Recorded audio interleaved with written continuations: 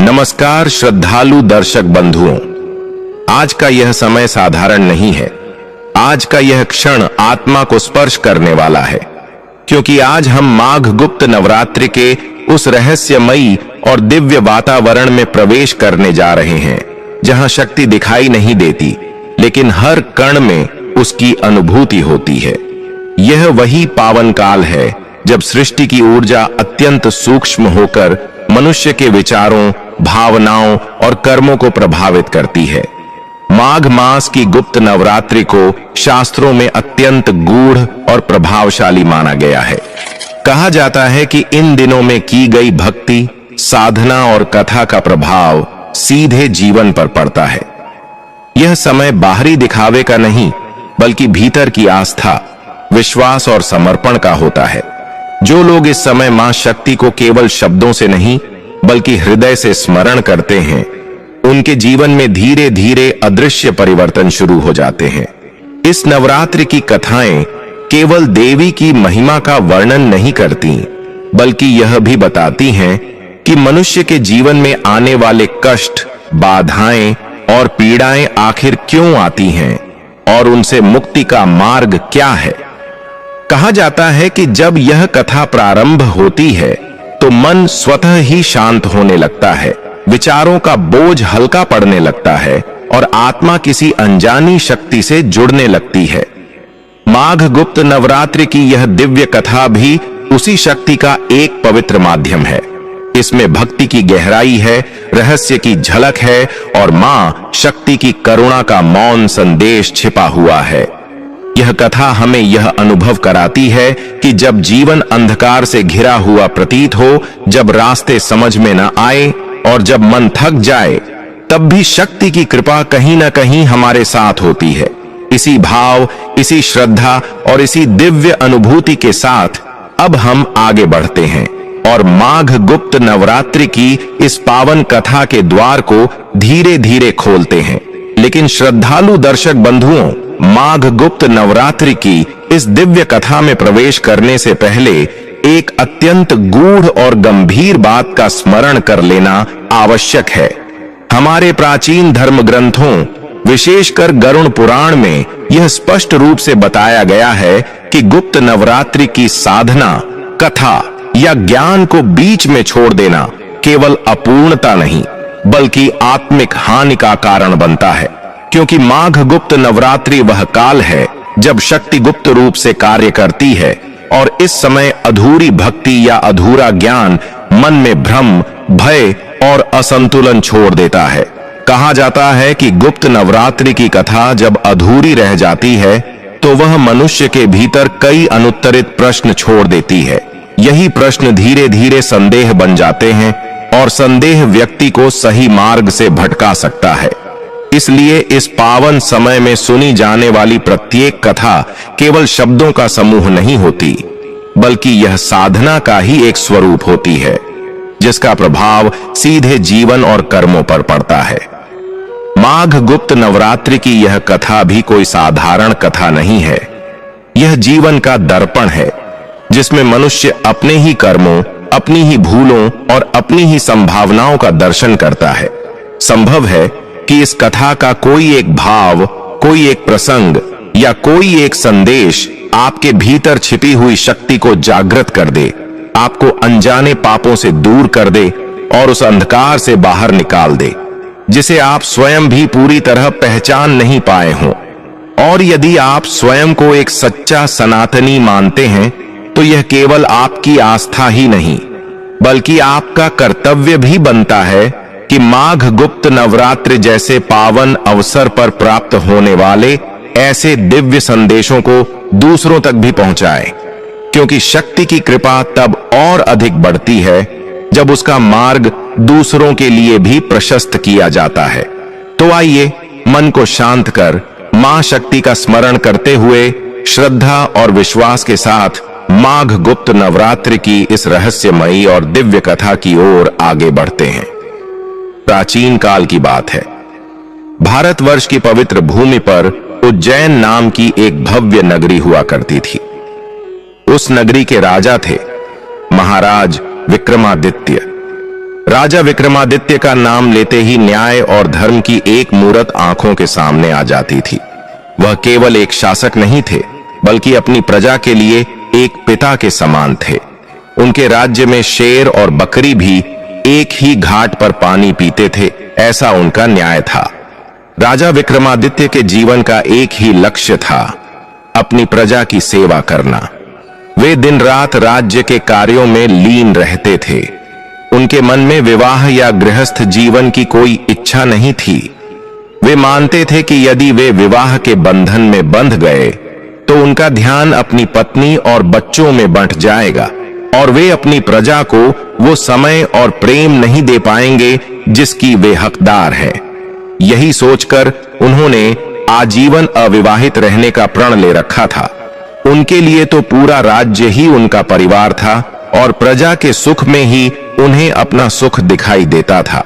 लेकिन समय के साथ साथ राज्य के मंत्रियों और कुल के बड़े बुजुर्गों को चिंता सताने लगी।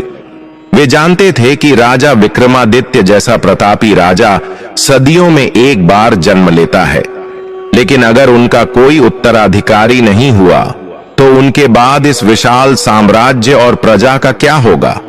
कौन उनकी तरह धर्म और न्याय की रक्षा करेगा? यह चिंता पूरे राज दरबार को अंदर ही अंदर खाए जा रही थी। एक दिन राज्य के प्रधानमंत्री और राज पुरोहित ने राजा विक्रमादित्य से एकांत में बात की। उन्होंने हाथ जोड़कर राजा से कहा, महाराज, आपकी प्रजा भक्ति और त्याग का तीनों लोकों में कोई उदाहरण नहीं है। हम आपके विचारों का सम्मान करते हैं, किंतु राजन, एक कड़वा सत्य यह भी है कि जिस कुल का दीपक बुझ जाता है उस घर में अंधेरा छा जाता है। यदि आपका कोई उत्तराधिकारी नहीं होगा तो आपके बाद यह प्रजा अनाथ हो जाएगी। दुश्मनों की बुरी नजर हमारे राज्य पर पड़ सकती है। प्रजा की सुरक्षा और वंश की रक्षा के लिए आपको विवाह करना ही होगा। यह केवल आपकी नहीं, बल्कि आने वाले भविष्य की आवश्यकता है। राजा विक्रमादित्य बहुत देर तक सोचते रहे। उनका मन अब भी नहीं मान रहा था, लेकिन जब बात प्रजा के भविष्य और सुरक्षा की आई तो वे पीछे नहीं हट सके। उन्होंने सोचा कि जिस प्रजा के लिए मैंने अपना जीवन समर्पित किया है, अगर मेरे न रहने पर वही प्रजा दुखी होगी तो मेरे त्याग का क्या मूल्य रह जाएगा? भारी मन से और केवल कर्तव्य मानकर राजा विक्रमादित्य ने विवाह के लिए अपनी सहमति दे दी। राज्य में खुशी की लहर दौड़ गई। शुभ मुहूर्त देखकर राजा विक्रमादित्य का विवाह परम सुशीला और गुणवान राजकुमारी चंद्रकली के साथ संपन्न हुआ। रानी चंद्रकली न केवल रूप में देवी समान थी, बल्कि गुणों में भी साक्षात लक्ष्मी का स्वरूप थी। राजा ने विवाह तो कर लिया, लेकिन उनके मन में अब भी वही वैराग्य और प्रजा के प्रति समर्पण था। रानी चंद्रकली ने भी राजा के इस भाव को समझा और उनकी सहधर्मिणी बनकर प्रजा की सेवा में उनका साथ देने लगी। समय अपनी गति से चलता रहा। दिन महीनों में और महीने सालों में बदल गए। राजा और रानी का जीवन सुखमय था। राज्य में धन धान्य की कोई कमी नहीं थी, लेकिन कहते हैं ना कि इंसान को सब कुछ मिल जाए, ऐसा बहुत कम होता है। राजा विक्रमादित्य के महल में बच्चों की किलकारियां गूंजने को तरस गई थीं। विवाह के कई वर्ष बीत जाने के बाद भी रानी चंद्रकली की गोद सूनी थी। कोई संतान न होने के कारण धीरे धीरे महल की खुशियां मुरझाने लगीं। जो प्रजा राजा के विवाह पर खुशियां मना रही थी, अब वही प्रजा दबी जुबान में बातें करने लगी थी। राजा विक्रमादित्य, जो दूसरों के दुख दूर करते थे, आज स्वयं एक गहरे दुख में डूबते जा रहे थे। उन्हें चिंता सताने लगी कि क्या उनका वंश यहीं समाप्त हो जाएगा? क्या उनके बाद उनके पूर्वजों का नाम लेने वाला कोई नहीं बचेगा? रानी चंद्रकली तो इस दुख में दिन रात आंसू बहाती रहती थी। उन्होंने कई व्रत किए, कई दान पुण्य किए, वैद्यों और हकीमों की औषधियां लीं, लेकिन कोई भी उपाय काम नहीं आ रहा था। भाग्य जैसे उनसे रूठ गया था। राजा और रानी की यह दशा देखकर राज्य का वातावरण भी उदास हो गया था। राजा को अब राजकाज में भी पहले जैसा आनंद नहीं आता था। एक खालीपन उन्हें हर समय कचोटता रहता था। आखिर जिसके पास सब कुछ हो लेकिन उसे भोगने वाला और आगे बढ़ाने वाला कोई न हो तो वह संपन्नता भी दरिद्रता जैसी लगने लगती है। राजा विक्रमादित्य इसी उलझन में थे कि क्या ईश्वर ने उन्हें संतान सुख से वंचित रखा है, क्या उनके कर्मों में कोई कमी रह गई है। यही सोचते सोचते एक दिन राजा विक्रमादित्य अपने कक्ष में बैठे थे, तभी एक सेवक दौड़ता हुआ आया और बोला, महाराज, नगर के बाहर वन में एक बहुत ही तेजस्वी महात्मा पधारे हैं। उनके चेहरे पर सूर्य जैसा तेज है और ऐसा प्रतीत होता है कि वे त्रिकालदर्शी हैं। यह सुनते ही राजा के मन में एक आशा की किरण जगी। वे तुरंत अपने आसन से उठे और रानी चंद्रकल्ली को साथ लेकर उन महात्मा के दर्शन के लिए निकल पड़े। उन्हें लगा कि शायद संतों की शरण में ही उनके जीवन की इस सबसे बड़ी समस्या का समाधान छिपा हो। राजा विक्रमादित्य और रानी चंद्रकली अपने रथ को वहीं वन के किनारे छोड़कर पैदल ही उस महात्मा की कुटिया की ओर चल पड़े। वन का वातावरण अत्यंत शांत और पवित्र था। वहां के पेड़ पौधों में भी एक अजीब सी चमक थी, मानो वे भी किसी तपस्या में लीन हो। जैसे जैसे वे कुटिया के निकट पहुंचे, उन्हें वेदों के मंत्रों की धीमी धीमी ध्वनि सुनाई देने लगी, जिससे उनके अशांत मन को एक पल में ही शांति मिल गई। कुटिया के बाहर एक पुराने बरगद के पेड़ के नीचे वे महात्मा धूनी रमाए बैठे थे। उनकी आंखों में एक दिव्य चमक थी और चेहरे पर ऐसा तेज था कि साधारण मनुष्य उनसे आंखें भी नहीं मिला सकता था। राजा और रानी ने बड़ी ही श्रद्धा के साथ दूर से ही उन्हें दंडवत प्रणाम किया और वहीं हाथ जोड़कर खड़े हो गए। वे उनकी समाधि टूटने की प्रतीक्षा करने लगे। राजा जानते थे कि किसी सिद्ध पुरुष की तपस्या में विघ्न डालना उचित नहीं है, इसलिए वे धैर्यपूर्वक वहीं खड़े रहे। कुछ समय पश्चात महात्मा ने अपनी आंखें खोलीं। उनकी दृष्टि जैसे ही राजा और रानी पर पड़ी, उनके होठों पर एक मंद मुस्कान तैर गई। राजा विक्रमादित्य कुछ कहते, उससे पहले ही महात्मा अपनी गंभीर और भारी आवाज में बोले, आओ राजन, मैं जानता था कि तुम आओगे। तुम्हारे मन की पीड़ा और तुम्हारे आने का प्रयोजन मुझसे छिपा नहीं है। यह सुनकर राजा और रानी चकित रह गए। उन्होंने तो अभी अपने मुख से एक शब्द भी नहीं निकाला था, फिर इन महात्मा को सब कैसे झांत हो गया। राजा ने आगे बढ़कर महात्मा के चरण स्पर्श किए और नम्रता से बोले, हे महात्मन, आप तो अंतर्यामी हैं, आपसे भला क्या छिपा हो सकता है। मेरे पास एक विशाल साम्राज्य है, अतुलनीय धन संपदा है और प्राणों से प्यारी प्रजा है, किंतु मेरे आंगन में खेलने वाला कोई नहीं है। मेरा वंश आगे कैसे बढ़ेगा, यह चिंता मुझे और मेरी पत्नी को दिन रात खाए जा रही है। क्या मेरे भाग्य में पिता बनने का सुख नहीं लिखा है। रानी चंद्रकल्ली की आंखों से तो अविरल अश्रुधारा बहने लगी। वह रुंधे गले से बोली, महाराज, हमने सुना है कि संतों के पास हर समस्या का समाधान होता है। क्या हमारे पाप इतने बड़े हैं कि हमें संतान सुख नहीं मिल सकता? यदि कोई उपाय है तो हमें बताएं। हम कोई भी कठिन से कठिन तपस्या करने को तैयार हैं। साधु महाराज ने एक पल के लिए अपनी आंखें मूंदी और ध्यान में लीन हो गए। कुछ क्षणों बाद जब उन्होंने आंखें खोली तो उनकी दृष्टि में करुणा थी। वे बोले, राजन, कर्मों का फल तो हर मनुष्य को भोगना ही पड़ता है। तुम्हारे पिछले जन्मों के कुछ ऐसे योग हैं जिनके कारण इस जन्म में तुम्हें संतान सुख में बाधा आ रही है। साधारण पूजा पाठ या औषधियों से यह बाधा दूर होने वाली नहीं है, किंतु इस संसार में ऐसी कोई समस्या नहीं है जिसका समाधान जगत जननी मां आदिशक्ति के पास न हो। राजा ने उत्सुकता से पूछा, प्रभु, कृपया मार्ग दिखाएं, हमें क्या करना होगा। साधु ने गंभीर स्वर में कहा, राजन, ध्यान से सुनो। वर्ष में 4 बार नवरात्रि आती है। साधारण लोग केवल 2 नवरात्रियों के बारे में जानते हैं, एक चैत्र नवरात्रि और दूसरी शारदीय नवरात्रि। ये दोनों प्रकट नवरात्रि कहलाती हैं। और इनमें लोग सामान्य पूजा करते हैं। किंतु इन दोनों के अलावा 2 और नवरात्रियां होती हैं जिन्हें गुप्त नवरात्रि कहा जाता है। ये गृहस्थों और साधकों के लिए अत्यंत विशेष होती हैं। इनमें की गई पूजा और साधना कभी निष्फल नहीं जाती। यह साधना सीधे महाविद्याओं से जुड़ी होती है और असंभव को भी संभव करने की शक्ति रखती है। राजा और रानी मंत्र मुग्ध होकर सुन रहे थे। उन्हें आज पहली बार गुप्त नवरात्रि के बारे में पता चला था। साधु ने आगे बताया, अभी माघ का महीना आने वाला है। माघ मास के शुक्ल पक्ष में जो गुप्त नवरात्रि आती है वह संतान प्राप्ति, वंश वृद्धि और विशेष मनोकामनाओं की पूर्ति के लिए सबसे फलदायी मानी जाती है। राजन, यदि तुम और तुम्हारी पत्नी इस माघ गुप्त नवरात्रि में पूरे विधि विधान और निष्ठा के साथ मां दुर्गा की उपासना करो तो तुम्हारा सूना आंगन अवश्य भर जाएगा।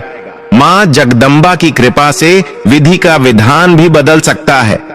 रानी चंद्रकली ने हाथ जोड़कर पूछा, आर्सिवर, हम अज्ञानी हैं। हमें इस व्रत और पूजन की विधि नहीं पता। कृपया हमें विस्तार से बताएं कि हमें क्या करना होगा ताकि हमसे कोई भूल ना हो। साधु महाराज ने आसन पर ठीक से बैठते हुए उन्हें समझाना शुरू किया। उन्होंने कहा, पुत्री, यह गुप्त नवरात्रि है, इसलिए इसकी साधना में गोपनीयता और संयम का बहुत महत्व है। तुम्हें और राजा को माघ मास के शुक्ल पक्ष की प्रतिपदा तिथि से लेकर नवमी तक पूर्ण ब्रह्मचर्य का पालन करना होगा। भूमि पर शयन करना होगा और सात्विक भोजन ग्रहण करना होगा। तुम्हें मां दुर्गा के सामने अखंड ज्योत जलानी होगी जो 9 दिनों तक बुझनी नहीं चाहिए। साधु ने एक विशेष मंत्र राजा के कान में दिया और कहा, इस मंत्र का जाप तुम्हें प्रतिदिन सुबह और शाम करना होगा। साथ ही दुर्गा सप्तशती का पाठ नियम पूर्वक करना होगा। याद रखना, यह परीक्षा कठिन होगी।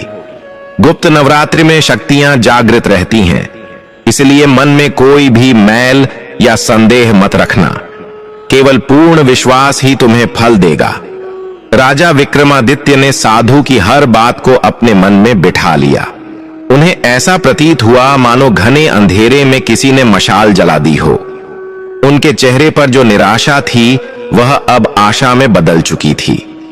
साधु ने उन्हें आशीर्वाद देते हुए कहा, जाओ राजन, तैयारी करो।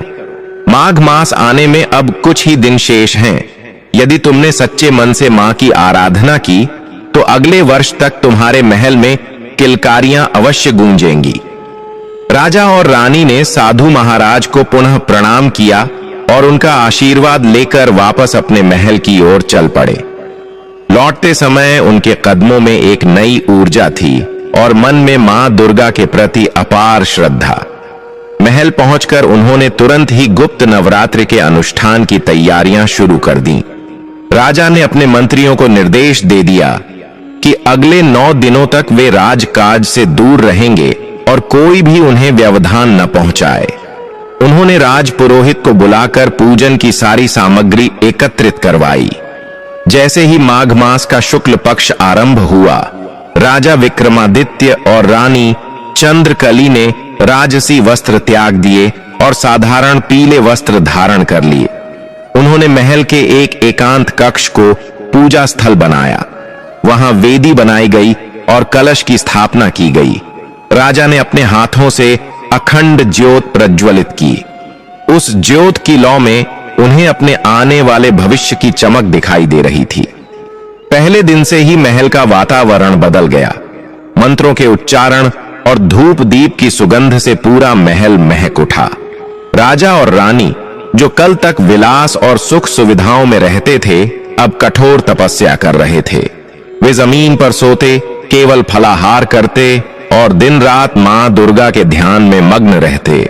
उनकी भक्ति देखकर महल के सेवक भी चकित थे कि कैसे एक राजा और रानी संतान प्राप्ति के लिए इतना त्याग कर रहे हैं। जैसे जैसे नवरात्रि के दिन बीतते गए, उनकी साधना और भी गहरी होती गई।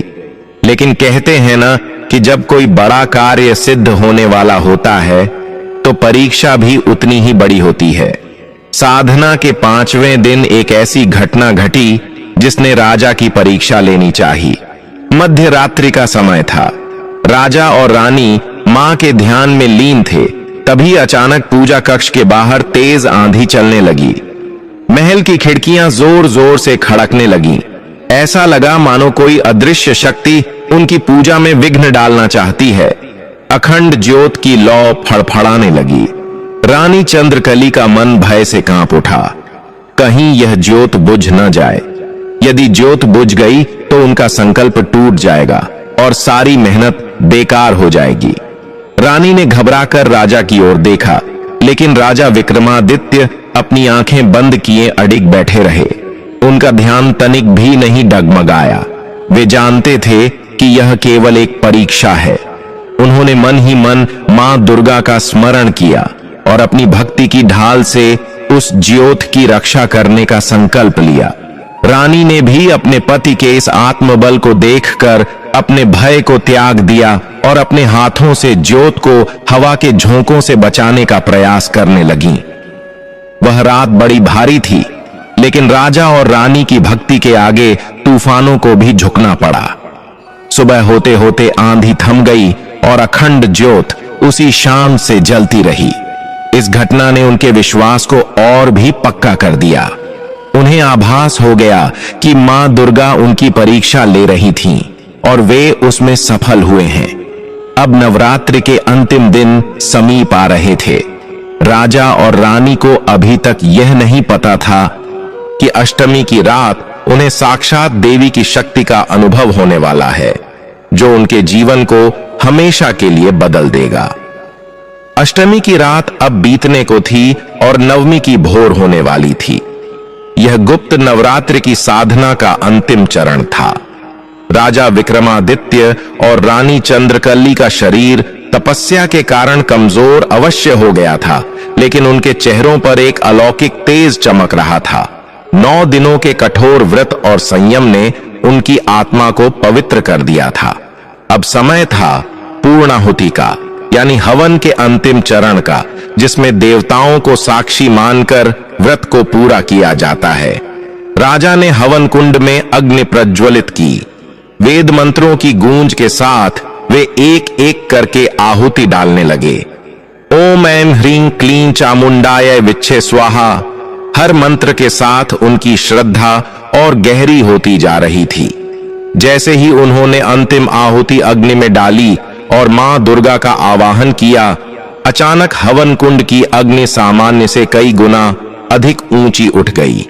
उस अग्नि के मध्य में एक दिव्य और सुनहरा प्रकाश प्रकट हुआ।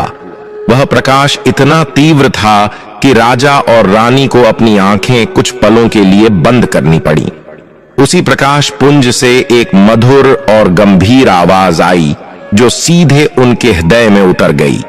उठो राजन, उठो पुत्री, तुम्हारी निष्ठा और इस कठिन गुप्त नवरात्रि व्रत से मैं अत्यंत प्रसन्न हूं।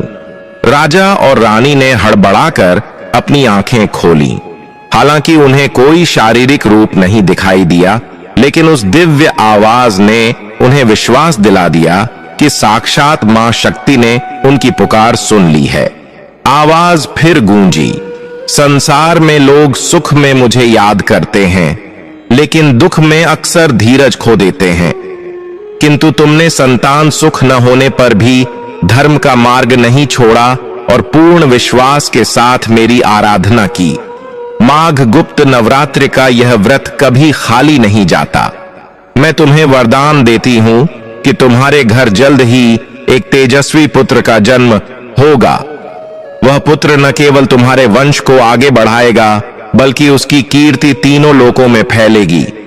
वह मेरा परम भक्त होगा और धर्म की रक्षा करेगा। इतना कहकर वह दिव्य प्रकाश धीरे धीरे शांत हो गया और हवन कुंड की अग्नि सामान्य हो गई। राजा विक्रमादित्य और रानी चंद्रकली की खुशी का ठिकाना न रहा। उनकी आंखों से कृतज्ञता के आंसू बहने लगे। उन्होंने धरती पर माथा टेककर मां दुर्गा को कोटि कोटि प्रणाम किया। उनके मन का सारा बोझ, सारी चिंताएं उस एक पल में धुएं की तरह उड़ गई थीं। उन्हें ऐसा लग रहा था मानो उन्हें नया जीवन मिल गया हो। पूजन समाप्त करके राजा और रानी ने ब्राह्मणों को दान दक्षिणा दी और कन्याओं को भोजन कराया। इसके बाद ही उन्होंने अपना 9 दिनों का उपवास तोड़ा। व्रत का प्रभाव इतना चमत्कारी था कि कुछ ही महीनों के भीतर रानी चंद्रकली के गर्भवती होने के शुभ समाचार ने पूरे महल को खुशियों से भर दिया। जो राजवैद्य कल तक निराश थे, वे भी अब इसे चमत्कार मान रहे थे। राजा विक्रमादित्य ने इस खुशी में पूरे राज्य में उत्सव मनाने की घोषणा कर दी। गरीबों को अनमोल उपहार बांटे गए, मंदिरों में विशेष पूजा करवाई गई। प्रजा भी अपने प्रिय राजा के लिए बहुत खुश थी। वे सब भी बेसब्री से उस घड़ी का इंतजार करने लगे जब उनके भावी राजा का जन्म होगा। समय बीतता गया और वह शुभ दिन भी आ पहुंचा। माघ महीने की ही एक पवित्र तिथि को, जब ग्रह नक्षत्र अपनी उच्च स्थिति में थे, रानी चंद्रकली ने एक सुंदर और तेजस्वी बालक को जन्म दिया। जैसे ही राजकुमार के जन्म की खबर बाहर आई, पूरे उज्जैन नगर में ढोल नगाड़े बजने लगे। लोग एक दूसरे को मिठाइयां खिलाने लगे। राजा विक्रमादित्य की जय, राजकुमार की जय के नारों से आसमान गूंज उठा। राजा विक्रमादित्य ने जब पहली बार अपने पुत्र का मुख देखा तो वे अपनी सुध बुध खो बैठे। बालक के चेहरे पर एक अजीब सी शांति थी जो साधारण बच्चों में नहीं होती। उसकी आंखें बड़ी और चमकदार थीं, मानो वे जन्म से ही सब कुछ समझती हों। राजा ने प्यार से बालक को अपनी गोद में उठाया और मन ही मन मां दुर्गा को धन्यवाद दिया। नामकरण संस्कार के दिन बड़े बड़े ज्योतिषियों और पंडितों को बुलाया गया। बालक की जन्म कुंडली देखकर राजपुरोहित भी आश्चर्यचकित रह गए। राजपुरोहित ने राजा से कहा, महाराज, यह कोई साधारण बालक नहीं है। इसके ग्रहों की स्थिति बताती है कि यह महाप्रतापी और महाज्ञानी होगा। इसका झुकाव आध्यात्म और धर्म की ओर बहुत अधिक होगा।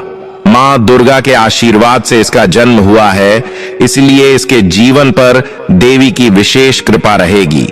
सबकी सहमति से राजकुमार का नाम विजयसेन रखा गया, लेकिन प्यार से सब उसे विजय ही बुलाते थे।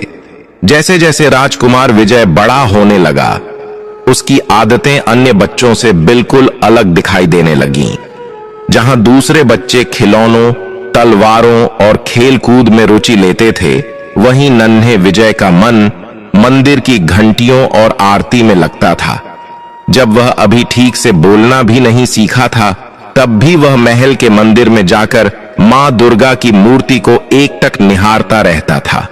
अक्सर उसे अकेले में हाथ जोड़े बैठे देखा जाता था, मानो वह किसी से बातें कर रहा हो। राजा विक्रमादित्य और रानी चंद्रकली इसे देखकर बहुत प्रसन्न होते थे। उन्हें लगता था कि यह मां का आशीर्वाद है कि उनका बेटा इतना संस्कारी है। राजा सोचते थे कि बड़ा होकर विजय धर्म के अनुसार राज्य चलाएगा और प्रजा का पालन करेगा। लेकिन वे यह नहीं समझ पाए कि नियति ने विजय के लिए कुछ और ही सोच रखा था।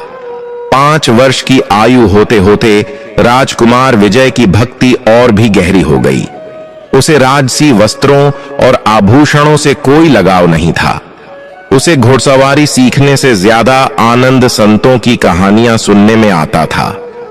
एक बार राजा विक्रमादित्य उसे अपने साथ अस्त्र शस्त्र का अभ्यास कराने ले गए।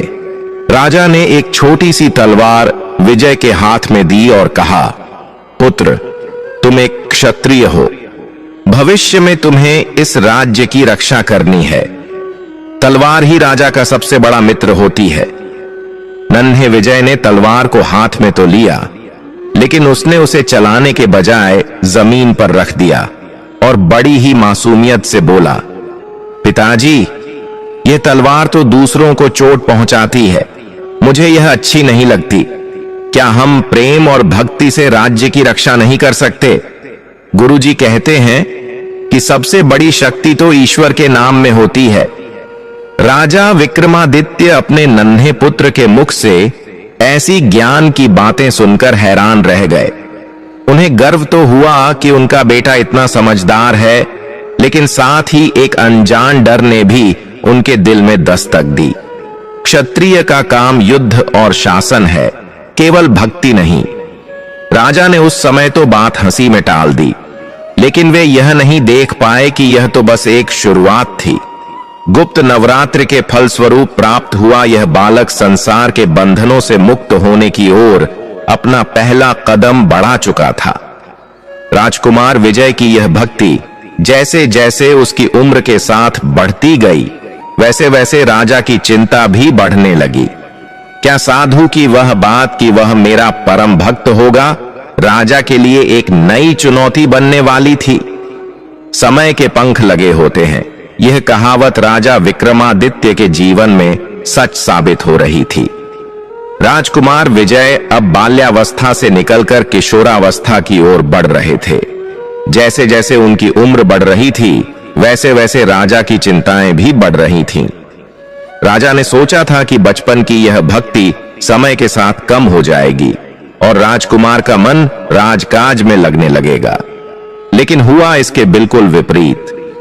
राजकुमार का मन संसार से उच्चाट होता जा रहा था। राजकुमार विजय की शिक्षा दीक्षा के लिए राजा ने उन्हें राज्य के सर्वश्रेष्ठ गुरुकुल में भेजने का निर्णय लिया।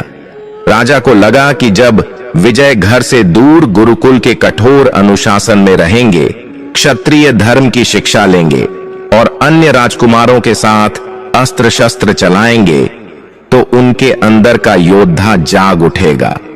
भारी मन से रानी चंद्रकली ने अपने जिगर के टुकड़े को विदा किया। विजय ने भी माता पिता के आदेश को शिरोधार्य किया और गुरुकुल चले गए। गुरुकुल में गुरुजी ने विजय को राजनीति, युद्ध कौशल, अर्थशास्त्र और धर्मशास्त्र सबकी शिक्षा देनी शुरू की। विजय की बुद्धि इतनी तीक्ष्ण थी कि वे किसी भी विषय को बहुत जल्दी समझ लेते थे। लेकिन गुरुजी ने भी एक बात गौर की, जब बात वेदों, उपनिषदों और ईश्वर की भक्ति की आती तो विजय का चेहरा खिल उठता था। वे घंटों तक उन विषयों पर चर्चा कर सकते थे, लेकिन जब बात युद्ध नीति की आती कि कैसे शत्रु का सिर काटना है, कैसे कूटनीति से दूसरे राज्य को हड़पना है, तो विजय मौन हो जाते। उनकी आंखों में एक अजीब सी करुणा आ जाती। एक दिन अस्त्र अभ्यास के समय गुरुजी ने विजय से कहा, वत्स विजय, तुम तलवार चलाने में निपुण तो हो, लेकिन तुम्हारे वार में वो क्रोध और वो आग नहीं है जो एक शत्रु को हराने के लिए चाहिए। एक राजा को दयावान होना चाहिए, लेकिन युद्ध के मैदान में केवल कठोरता ही काम आती है। विजय ने बड़ी विनम्रता से उत्तर दिया, गुरुदेव, क्या शत्रु को जीते बिना शांति स्थापित नहीं हो सकती? क्या तलवार ही एकमात्र रास्ता है? मुझे लगता है कि जो राज्य खून की नींव पर खड़ा होता है वह कभी स्थिर नहीं रह सकता। असली विजय तो वह है जब हम शत्रु के मन को जीत लें, उसके शरीर को नहीं। गुरुजी निरुत्तर हो गए। वे समझ गए कि यह बालक साधारण राजा बनने के लिए नहीं जन्मा है। इसके विचार तो आर्षियों मुनियों जैसे हैं। वर्ष बीतते गए और शिक्षा पूर्ण होने का समय आ गया। राजकुमार विजय अब एक युवा और तेजस्वी पुरुष बन चुके थे। जब वे वापस उज्जैन लौटे तो पूरा नगर उनके स्वागत के लिए उमड़ पड़ा। रथ पर सवार राजकुमार को देखकर प्रजा मंत्रमुग्ध हो गई। उनके चेहरे पर राजसी अहंकार नहीं, बल्कि एक साधु जैसी शांति थी। युवतियां उन्हें देखकर मोहित हो रही थीं और बुजुर्ग उन्हें देखकर हाथ जोड़ रहे थे। राजा विक्रमादित्य ने अपने पुत्र को गले लगाया। उन्होंने देखा कि उनका बेटा शारीरिक रूप से तो बलवान हो गया है, लेकिन उसकी चाल ढाल में अब भी वही वैराग्य है। राजा ने सोचा कि शायद अब जिम्मेदारी पड़ने पर सब ठीक हो जाएगा। अगले ही दिन राजा ने राजकुमार विजय को राज दरबार में अपने साथ बैठने का आदेश दिया। दरबार लगा हुआ था। मंत्री, सेनापति और न्यायाधीश सभी अपने अपने स्थानों पर विराजमान थे। उस दिन एक अपराधी को पेश किया गया। उस व्यक्ति ने राजकोष से कुछ स्वर्ण मुद्राएं चुराई थीं। अपराध सिद्ध हो चुका था। राजा विक्रमादित्य ने राजकुमार विजय की परीक्षा लेने के उद्देश्य से कहा, पुत्र विजय, आज इस अपराधी का न्याय तुम करो। मैं देखना चाहता हूं कि तुमने गुरुकुल में क्या सीखा है और तुम्हारी न्याय दृष्टि कैसी है। पूरा दरबार शांत हो गया। सबकी निगाहें राजकुमार विजय पर टिकी थीं। चोरी की सजा राज्य के नियम के अनुसार बहुत कठोर थी, हाथ काट देना या कारावास। राजकुमार विजय ने उस अपराधी की ओर देखा। वह अपराधी भय से कांप रहा था। उसके कपड़े फटे हुए थे और शरीर कमजोर दिख रहा था। विजय ने शांत स्वर में पूछा, तुमने चोरी क्यों की? क्या तुम्हें पता नहीं था कि यह अपराध है? अपराधी ने रोते हुए कहा, युवराज, मैं जानता था, लेकिन मेरे घर में मेरी बूढ़ी मां और छोटे बच्चे 3 दिन से भूखे थे। मैंने काम मांगा पर किसी ने काम नहीं दिया। भूख से तड़पते बच्चों को देखकर मेरी बुद्धि भ्रष्ट हो गई और मैंने चोरी कर ली। मुझे क्षमा कर दें। राजकुमार का हृदय पिघल गया। उन्होंने मंत्रियों की ओर देखा और फिर पिता की ओर। उन्होंने अपना फैसला सुनाया। इस व्यक्ति को मुक्त किया जाए और राजकोष से इसे इतना धन दिया जाए कि यह अपना कोई छोटा सा व्यापार शुरू कर सके और इसे दोबारा चोरी न करनी पड़े। यह सुनते ही दरबार में खलबली मच गई। महामंत्री अपने स्थान से खड़े होकर बोले, किंतु युवराज, यह तो अन्याय है। इसने अपराध किया है। यदि इसे दंड नहीं मिला और उल्टा धन मिला तो कल को राज्य का हर चोर यही बहाना बनाएगा। इससे राज्य में अराजकता फैल जाएगी। दंड का भय होना आवश्यक है। विजय ने उत्तर दिया, महामंत्री जी, यदि राज्य में कोई भूख के कारण चोरी करता है तो अपराधी वह नहीं बल्कि राजा और राज्य की व्यवस्था है। यह हमारी विफलता है कि हमारी प्रजा भूखी सो रही है। दंड उसे सुधार नहीं सकता, लेकिन सहायता उसे एक अच्छा नागरिक बना सकती है। मेरा धर्म कहता है कि किसी के दुख को दूर करना ही सबसे बड़ा न्याय है। राजा विक्रमादित्य चुपचाप सब सुन रहे थे। एक पिता के रूप में उन्हें अपने पुत्र की दयालुता पर गर्व था, लेकिन एक राजा के रूप में वे चिंतित थे। वे जानते थे कि इतना कोमल हृदय लेकर सिंहासन पर नहीं बैठा जा सकता। बाहरी दुश्मन और षड्यंत्रकारी ऐसे राजा को कच्चा चबा जाएंगे। उन्होंने उस समय तो सभा समाप्त कर दी, लेकिन उनके माथे पर चिंता की लकीरें गहरी हो गईं। उस रात राजा विक्रमादित्य को नींद नहीं आई। वे अपनी शयन कक्ष की छत पर टहल रहे थे। रानी चंद्रकली वहां आई और उन्होंने राजा की परेशानी का कारण पूछा। राजा ने कहा, रानी, हमारा विजय सोने का वह टुकड़ा है जो अत्यंत शुद्ध है, लेकिन आभूषण बनाने के लिए सोने में थोड़ा तांबा मिलाना पड़ता है, वरना वह आकार नहीं ले पाता। विजय के अंदर केवल दया और भक्ति है, व्यावहारिकता नहीं। मुझे डर है कि मेरे बाद वह इस कठोर दुनिया का सामना कैसे करेगा। रानी ने समझाया, महाराज, समय सब सिखा देता है। अभी वह युवा है, खून गर्म है और आदर्शों की बातें करता है। आप उसे राज्य की जिम्मेदारियां थोड़ी थोड़ी करके सौंपिए। जब वह वास्तविकता देखेगा तो बदल जाएगा। आप उसे कल अपने साथ राज्य के भ्रमण पर ले जाएं। राजा को रानी की सलाह उचित लगी। अगले दिन सुबह राजा विक्रमादित्य राजकुमार विजय को लेकर घोड़े पर सवार होकर राज्य भ्रमण के लिए निकले। राजा का उद्देश्य था कि विजय को यह दिखाया जाए कि राज्य को चलाने के लिए कितनी कठोरता और सतर्कता की आवश्यकता होती है। उन्होंने विजय को किले की ऊंची दीवारें दिखाईं, सेना का कड़ा अभ्यास दिखाया और कारागार भी ले गए। राजा ने कहा, देखो पुत्र, यह शांति जो तुम्हें नगर में दिख रही है, यह इन सैनिकों के पसीने और तलवारों के दम पर है। यदि हम एक पल के लिए भी अपनी मुट्ठी ढीली छोड़ दें तो पड़ोसी राज्य हम पर टूट पड़ेंगे। राजा को एक ही समय में माता की तरह कोमल और यमराज की तरह कठोर होना पड़ता है। तुम्हें अब अपने पूजा पाठ की दुनिया से बाहर निकलकर इस कठोर सत्य को अपनाना होगा। विजय ने घोड़े की लगाम खींची और एक पहाड़ी की छोटी से नीचे बहती नदी को देखने लगे। उन्होंने कहा, पिताजी, आप जिस सुरक्षा की बात कर रहे हैं वह क्षणिक है। आज हम हैं, कल कोई और होगा। यह राज्य, यह सीमाएं, यह सब बदलता रहता है। मैंने गुरुकुल में पढ़ा है कि जो शाश्वत है वही सत्य है और शाश्वत केवल परमात्मा है। हम इस मिट्टी के टुकड़े के लिए इतना रक्त क्यों बहाते हैं जो अंत में यहीं छूट जाना है।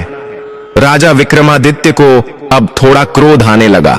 उन्होंने कठोर स्वर में कहा, विजय, यह दर्शन शास्त्र गुरुकुल तक ही ठीक था। तुम एक राजकुमार हो, तुम्हारा जन्म प्रजा के पालन के लिए हुआ है। यह तुम्हारा राजधर्म है। तुम अपनी जिम्मेदारियों से भाग नहीं सकते। भक्ति साधुओं का काम है, राजाओं का नहीं। राजा के लिए कर्म ही पूजा है। विजय ने पिता की आंखों में देखा और नम्रता से बोले, पिताजी, मैं भाग नहीं रहा हूं। मैं तो सत्य की खोज करना चाहता हूं। मुझे यह राजमहल एक सोने के पिंजरे जैसा लगता है। यहां हर कोई किसी न किसी स्वार्थ से बंधा है। मुझे उस शक्ति को जानना है जिसने इस सृष्टि को बनाया है।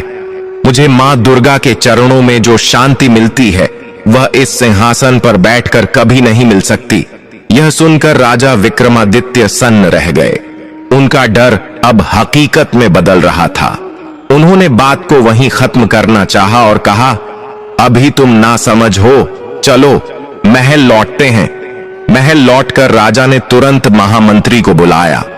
उन्होंने आदेश दिया, राजकुमार का मन बहलाने के लिए शिकार का आयोजन किया जाए।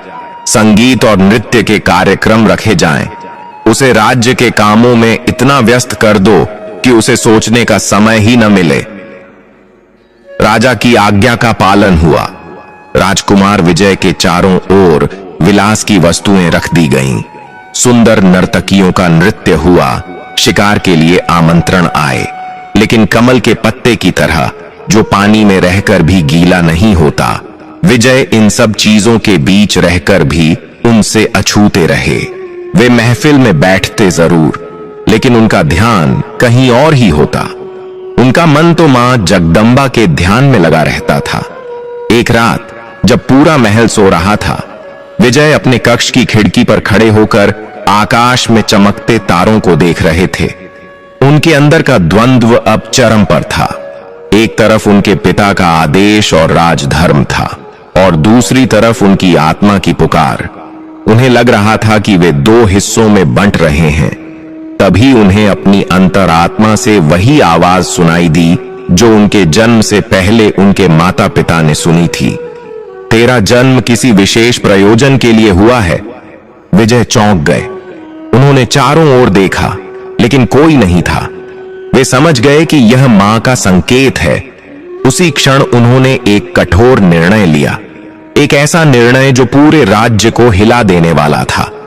अगली सुबह जब राज दरबार लगा तो राजकुमार विजय साधारण वस्त्रों में दरबार में उपस्थित हुए। उन्होंने अपने शरीर से सारे आभूषण उतार दिए थे। राजा विक्रमादित्य उन्हें देखकर घबरा गए। उन्होंने पूछा, पुत्र, यह कैसा वेश है? क्या तुम किसी विशेष पूजा के लिए जा रहे हो? विजय ने सिंहासन के सामने सिर झुकाया और फिर सीधे खड़े होकर दृढ़ता से बोले, पिताजी, क्षमा करें। मैंने बहुत विचार किया। मैंने स्वयं को समझाने का बहुत प्रयास किया, लेकिन मैं अपनी आत्मा को छल नहीं सकता। यह राजकाज, यह सिंहासन, यह राजनीति, मैं इन सब के योग्य नहीं हूं। मेरा मन इनमें नहीं रमता।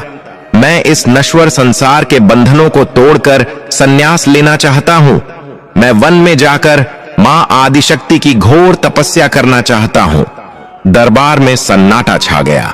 राजा विक्रमादित्य को लगा जैसे उनके पैरों तले जमीन खिसक गई हो।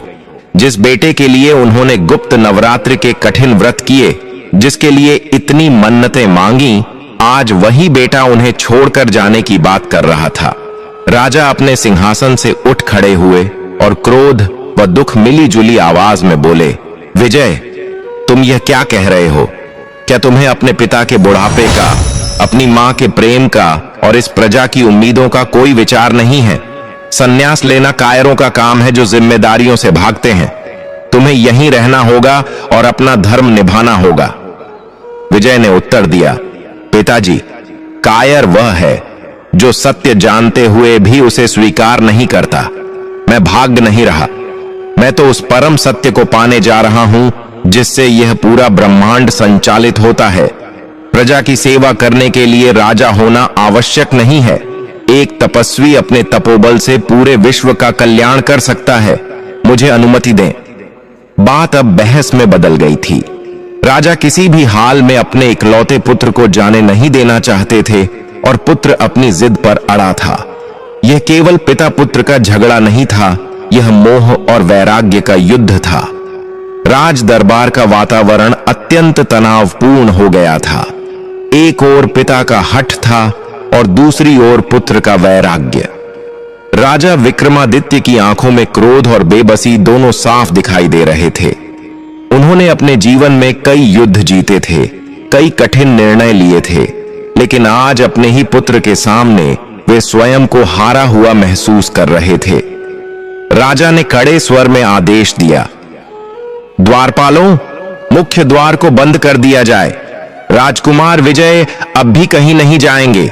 इन्हें इनके कक्ष में ले जाया जाए और पहरा लगा दिया जाए। जब तक इनका मस्तिष्क शांत नहीं हो जाता, ये कक्ष से बाहर नहीं निकलेंगे। विजय ने सैनिकों को अपनी ओर बढ़ते देखा, लेकिन उन्होंने कोई प्रतिरोध नहीं किया। वे शांति से खड़े रहे और बोले, पिताजी, आप मेरे शरीर को तो कैद कर सकते हैं, लेकिन मेरे मन को नहीं। मेरा मन तो कब का उस परम शक्ति के चरणों में पहुंच चुका है। यह महल की दीवारें मुझे अब नहीं रोक सकती। सैनिकों ने बड़े ही आदर के साथ राजकुमार को घेरा और उन्हें उनके कक्ष की ओर ले जाने लगे। राजा विक्रमादित्य अपने सिंहासन पर हताश होकर बैठ गए। मंत्री और दरबारी धीरे धीरे वहां से खिसकने लगे, क्योंकि वे जानते थे कि पिता और पुत्र के बीच का यह समय बहुत नाजुक है। महल के अंतःपुर में जब यह समाचार रानी चंद्रकल्ली तक पहुंचा, तो वे बदहवास होकर दौड़ी चली आईं।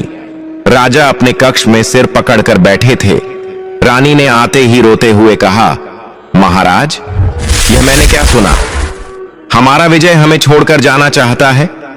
हमने किस दिन के लिए इतनी मन्नतें मांगी थीं? क्या इसीलिए गुप्त नवरात्रि का कठिन व्रत किया था कि बुढ़ापे में हमारा सहारा हमसे छिन जाए? राजा ने रानी को ढांढस बंधाते हुए कहा, शांत हो जाओ रानी, मैंने उसे अभी रोका है। वह अभी बच्चा है, भावनाओं में बह रहा है। उसे लगता है कि वन में जाकर बैठ जाना ही ईश्वर की प्राप्ति है। उसे यह नहीं पता कि जिस प्रजा का भार हमारे कंधों पर है, उसे छोड़कर जाना अधर्म है। मैं उसे समझाऊंगा, उसे मेरी बात माननी ही पड़ेगी। उधर राजकुमार विजय अपने कक्ष में बंद थे। बाहर पहरेदार खड़े थे, लेकिन विजय का मन तो मुक्त गगन में उड़ रहा था। उन्होंने अपने राजसी बिस्तर को त्याग दिया और जमीन पर ही आसन लगाकर बैठ गए। उन्होंने अपनी आंखें बंद की और मां दुर्गा का ध्यान करने लगे। विजय के मन में एक ही प्रश्न चल रहा था, हे मां, तुमने ही मुझे पुकारा है। मुझे यह राजपाट, यह वैभव सब व्यर्थ लगता है। मेरे पिता मुझे क्यों नहीं समझ पा रहे? वे मुझे क्यों रोकना चाहते हैं? क्या तुम्हारी भक्ति करना अपराध है? यदि तुमने मुझे वैराग्य दिया है, तो मुझे रास्ता भी दिखाओ। दिन ढल गया और रात का अंधेरा गहरा होने लगा। पूरा महल सो रहा था, लेकिन दो आंखों में नींद नहीं थी, एक राजा विक्रमादित्य की और दूसरी राजकुमार विजय की। राजा इस चिंता में थे कि पुत्र को कैसे गृहस्थ जीवन में लाया जाए, और पुत्र इस योजना में था कि कैसे यहां से निकलकर हिमालय की कंदराओं में जाया जाए। मध्य रात्रि का समय था। विजय ने तय कर लिया कि अब और प्रतीक्षा नहीं की जा सकती। वे उठ खड़े हुए। उन्होंने सोचा कि यदि वे अभी नहीं निकले तो मोह माया के बंधन उन्हें जकड़ लेंगे। वे कक्ष की खिड़की की ओर बढ़े, जो महल के पीछे के बगीचे में खुलती थी। वहां से कूदकर वन की ओर जाना सरल था। जैसे ही विजय ने खिड़की पर कदम रखा, अचानक उनके कक्ष में एक दिव्य सुगंध फैल गई। वह सुगंध इतनी तीव्र और मनमोहक थी कि विजय के कदम अपने आप रुक गए। उन्होंने मुड़कर देखा तो कक्ष के मध्य में एक अलौकिक प्रकाश पुंज प्रकट हो रहा था। वह प्रकाश इतना उज्जवल था कि दीपक की रोशनी भी फीकी पड़ गई। विजय ठिठक कर खड़े हो गए। उनका रोम रोम पुलकित हो उठा। वह समझ गए कि यह कोई साधारण घटना नहीं है। उस प्रकाश के बीच से एक सौम्य और करुणा भरी आवाज गूंजी, रुक जाओ पुत्र विजय। विजय ने तुरंत उस दिशा में साष्टांग प्रणाम किया और कांपते हुए स्वर में बोले, कौन? क्या आप मेरी आराध्या मां हैं? मां, क्या आपने मुझे वन जाने की आज्ञा देने के लिए दर्शन दिए हैं? आवाज फिर आई, पुत्र, तुम कहां जा रहे हो और क्यों जा रहे हो? विजय ने कहा, मां, मैं इस संसार के प्रपंचों से दूर एकांत में तुम्हारी भक्ति करना चाहता हूं। यहां राजमहल में चारों तरफ केवल स्वार्थ और राजनीति है। यह सब मेरे मन को विचलित करता है। मैं मुक्त होना चाहता हूं। तभी वह प्रकाश एक आकृति में बदलने लगा। विजय को साक्षात मां आदि शक्ति की आभा का अनुभव हुआ। मां ने कहा, विजय, तुम्हें लगता है कि संसार को छोड़ देना ही संन्यास है?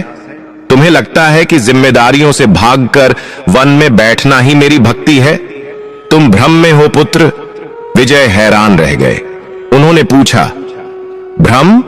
किंतु मां, क्या संतों ने नहीं कहा कि ईश्वर प्राप्ति के लिए संसार का त्याग आवश्यक है? मां की आवाज में अब गंभीरता थी। त्याग वस्तुओं का नहीं, बल्कि अहंकार और मोह का होता है।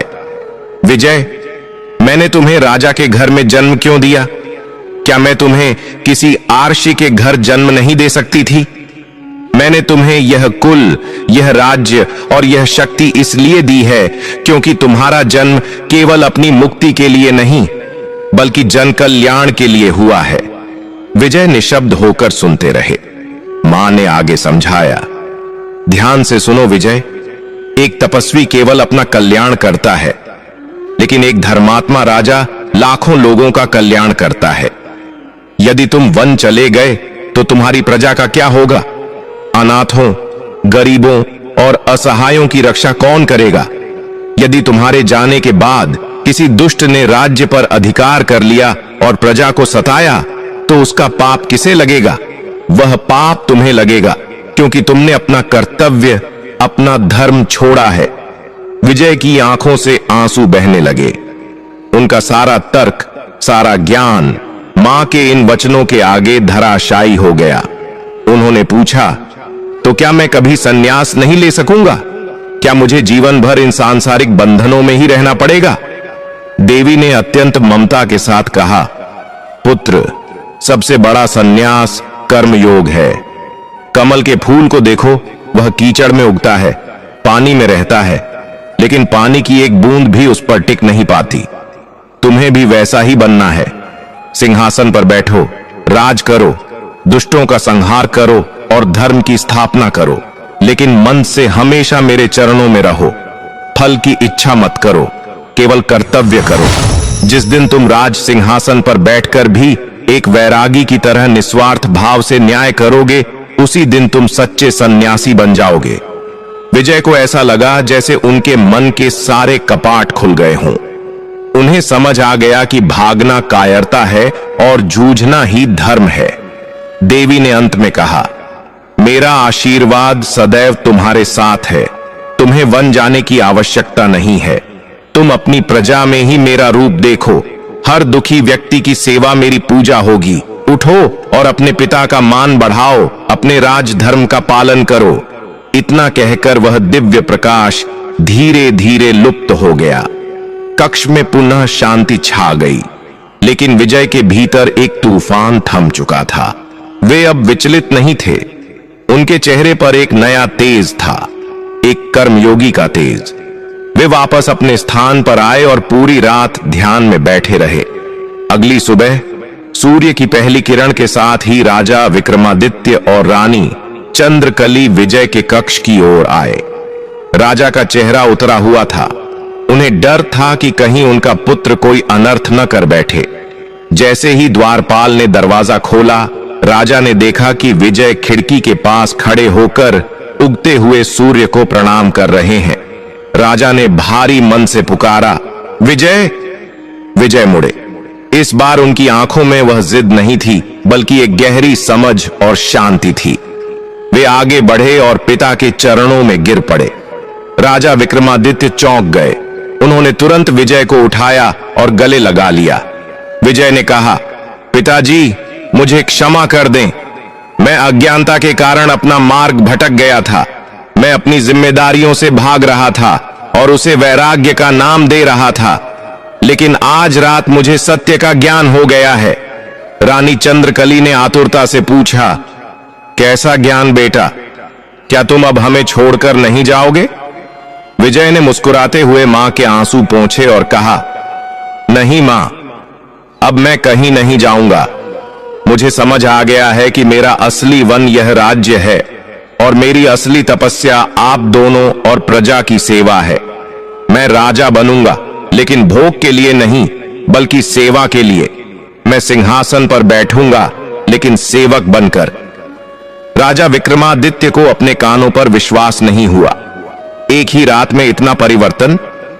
उन्होंने गदगद होकर पूछा, पुत्र, यह चमत्कार कैसे हुआ? कल तक तुम सब कुछ त्यागने को तैयार थे, आज यह परिवर्तन कैसे? विजय ने कहा, पिताजी, यह उसी शक्ति की कृपा है जिसने मुझे जन्म दिया है। मां जगदंबा ने मुझे सही राह दिखाई है। उन्होंने मुझे बताया कि प्रजा का सुख ही राजा का मोक्ष है। राजा विक्रमादित्य की खुशी का कोई ठिकाना न रहा। उन्होंने गर्व से अपने पुत्र का माथा चूमा। महल में यह खबर आग की तरह फैल गई कि राजकुमार विजय ने सन्यास का विचार त्याग दिया है और वे राज्य का भार संभालने को तैयार हैं। पूरी प्रजा में खुशी की लहर दौड़ गई। मंदिरों में शंख बजने लगे। कुछ ही दिनों बाद एक शुभ मुहूर्त में राजा विक्रमादित्य ने राजकुमार विजय का राज्याभिषेक करने की घोषणा कर दी। समारोह की तैयारियां जोर शोर से शुरू हो गईं। देश विदेश से राजा, महाराजा और आर्षि मुनि आमंत्रित किए गए। राज्याभिषेक के दिन विजय जब राजसी वस्त्रों और मुकुट के साथ सभा में आए तो ऐसा लगा मानो साक्षात सूर्य देव धरती पर उतर आए हों। लेकिन उनकी आंखों में अभी भी वही साधु भाव था। उन्होंने सिंहासन को प्रणाम किया, फिर अपने माता पिता और गुरुजनों का आशीर्वाद लिया। राजगद्दी पर बैठते ही विजय ने अपनी पहली घोषणा की, आज से इस राज्य में कोई भी भूखा नहीं सोएगा। न्याय सबके लिए समान होगा, चाहे वह अमीर हो या गरीब, और मेरी प्रजा का हर आंसू मेरा अपना होगा। प्रजा ने महाराज विजय सेन की जय के नारे लगाए। राजा विक्रमादित्य ने राहत की सांस ली। उन्हें लगा कि अब उनका कर्तव्य पूरा हुआ। लेकिन नियति की लीला बड़ी विचित्र होती है। अभी तो विजय के जीवन की असली परीक्षा शुरू होनी बाकी थी। सिंहासन पर बैठना आसान है, लेकिन उसे संभालना और धर्म पर चलते रहना कांटों पर चलने जैसा है। एक दिन दरबार में एक ऐसा मामला आया जिसने नए राजा विजयसेन की बुद्धि और धैर्य की परीक्षा ले ली।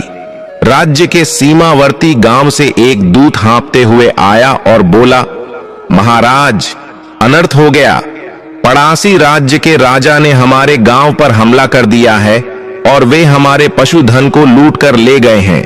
उन्होंने धमकी दी है कि यदि हमने उनकी अधीनता स्वीकार नहीं की तो वे पूरे गांव को जला देंगे। यह सुनकर सभा में सन्नाटा छा गया। यह विजयसेन के राजा बनने के बाद पहली चुनौती थी। एक तरफ उनका अहिंसा और शांति का स्वभाव था और दूसरी तरफ क्षत्रिय धर्म और प्रजा की रक्षा। विजयसेन ने शांत भाव से दूत की बात सुनी। उनकी भौहें तनी नहीं, न ही चेहरा लाल हुआ। उन्होंने अपने सेनापति की ओर देखा। सेनापति ने कहा, महाराज, आज्ञा दें, हम अभी जाकर ईंट का जवाब पत्थर से देंगे। उनका इतना साहस। लेकिन विजयसेन ने हाथ उठाकर उन्हें रोका। उन्होंने कहा, रुको सेनापति, युद्ध अंतिम विकल्प होना चाहिए, प्रथम नहीं। रक्त बहाना आसान है, लेकिन उसे पहुंचना कठिन। हमें पहले कूटनीति का मार्ग अपनाना होगा। पुराने मंत्री और सेनापति एक दूसरे का मुंह देखने लगे। उन्हें लगा कि वही हुआ जिसका डर था। राजा का कोमल हृदय कहीं राज्य की कमजोरी न बन जाए। क्या विजयसेन बिना तलवार उठाए इस संकट को टाल पाएंगे, या उनकी यह शांति राज्य के लिए भारी पड़ने वाली थी? दरबार में सन्नाटा था। मंत्री और सेनापति राजा विजयसेन के निर्णय की प्रतीक्षा कर रहे थे। राजा विजयसेन ने तुरंत एक शांति दूत को बुलाने का आदेश दिया। उन्होंने शत्रु राजा के नाम एक पत्र लिखा, जिसमें लिखा था, युद्ध केवल विनाश लाता है। हम पड़ोसी हैं, हमें मित्रों की तरह रहना चाहिए। यदि आपको धन की आवश्यकता है तो हम सहायता कर सकते हैं, लेकिन यदि आप अहंकारवश निर्दोष ग्रामीणों को सताएंगे तो याद रखें कि उज्जैन का राजा शांत अवश्य है, परंतु कायर नहीं। दूत पत्र लेकर गया, लेकिन वही हुआ जिसका डर था। शत्रु राजा, जिसे अपनी शक्ति का घमंड था, उसने पत्र फाड़ दिया और दूत का अपमान करके लौटा दिया। उसने कहा, जाओ अपने बालक राजा से कहो कि युद्ध के मैदान में तलवारें बोलती हैं, पत्र नहीं। जब दूत ने लौटकर यह संदेश सुनाया तो विजयसेन के चेहरे के भाव बदल गए। उनकी आंखों में अब वही तेज था जो मां दुर्गा की मूर्ति में दिखाई देता है, सौम्य किंतु शक्तिशाली। वे सिंहासन से उठे और अपनी कमर से तलवार बांधते हुए गरजे। यदि वे शांति की भाषा नहीं समझते तो उन्हें उनकी ही भाषा में उत्तर दिया जाएगा। सेनापति, सेना तैयार करो, हम स्वयं युद्ध भूमि में जाएंगे। राजा विक्रमादित्य और रानी चंद्रकली ने जब अपने पुत्र को युद्ध के लिए तैयार होते देखा तो उन्हें गर्व हुआ।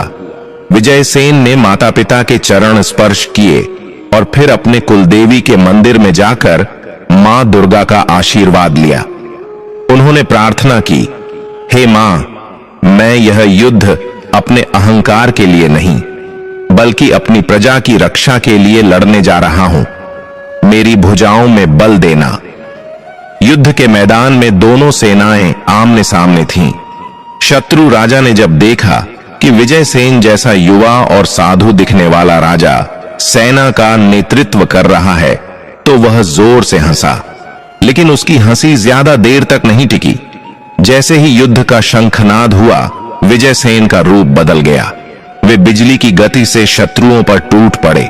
उनकी तलवार की चमक के आगे शत्रु सैनिक टिक नहीं पा रहे थे। ऐसा लग रहा था मानो साक्षात काल रणभूमि में उतर आया हो। विजयसेन ने केवल धर्म का पालन किया। उन्होंने किसी निहत्थे पर वार नहीं किया, किसी भागते हुए सैनिक को नहीं मारा।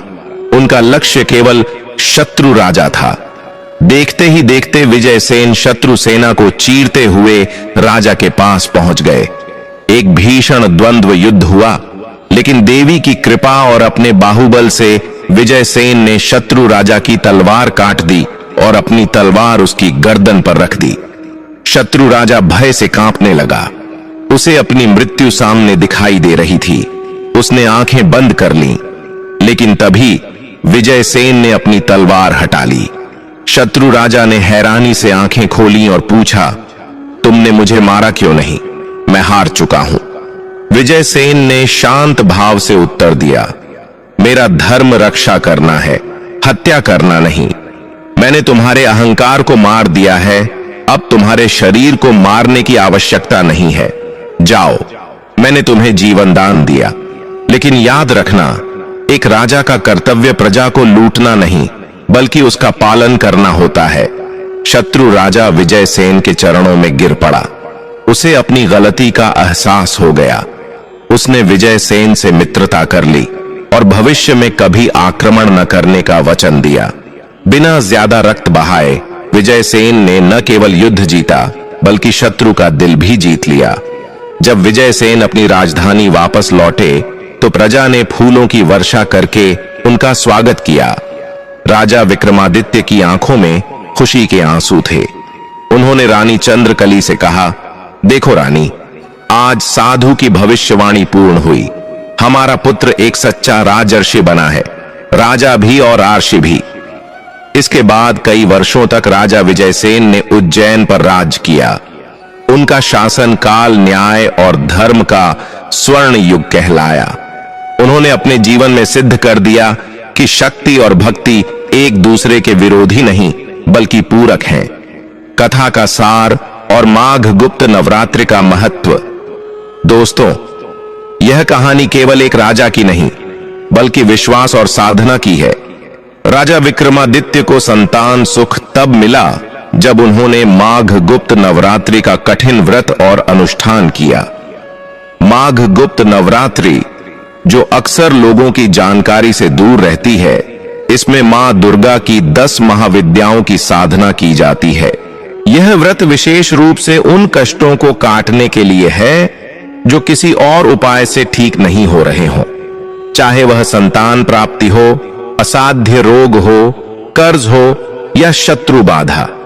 जैसे राजा विक्रमादित्य का सूना आंगन खुशियों से भर गया और उन्हें विजयसेन जैसा गुणवान पुत्र मिला, वैसे ही जो भी भक्त सच्चे मन से गुप्त रूप से इस नवरात्रि में मां की आराधना करता है, उसकी झोली कभी खाली नहीं रहती।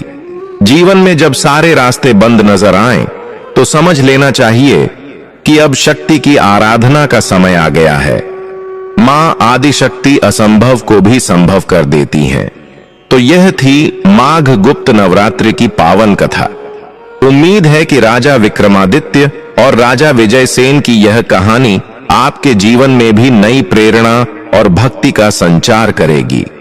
बोलो सांचे दरबार की जय। जय माता दी।